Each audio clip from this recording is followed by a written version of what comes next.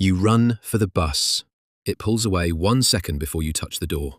You pick the checkout line that freezes every single time. You bring an umbrella. No rain. You forget it. Monsoon. You apply for a job. They email back, position filled, 2 hours before you sent yours. Even the vending machine eats your dollar and laughs. You felt it for years. A low hum of, why does this always happen to me? That feeling, psychologists call it learned helplessness. And you didn't cause it, but you can stop it. Psychologist Richard Wiseman studied lucky and unlucky people for 10 years. His discovery? Luck is not cosmic favoritism. It's a behavioral pattern. Lucky people don't hope harder. They act differently. That's the first truth that changes everything. You can decide to stop being unlucky.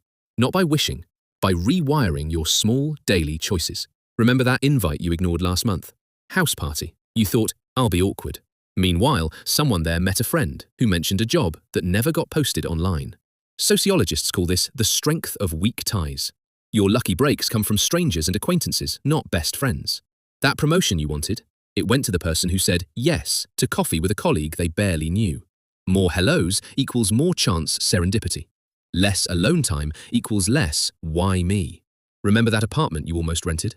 Something felt off, a tightness in your chest. You signed anyway. 3 months of regret. And you said, I knew it. That gut feeling is your subconscious recognizing a pattern you can't yet name, technically called somatic markers. Lucky people don't ignore that signal. They test it. Next time you get that weird twinge before opening an email or meeting a person, pause. Ask why, then act. You spill coffee on your shirt. Of course.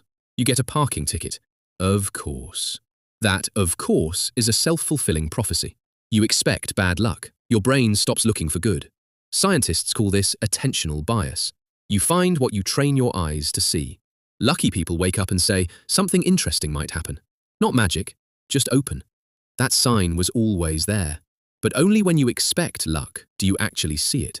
Your flight is delayed 5 hours. Unlucky you would fume, scroll, complain.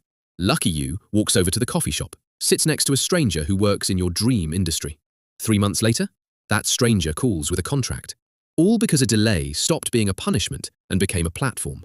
Psychologists call this cognitive reappraisal. You can't stop the storm, but you can change whether you dance in the rain or drown in it.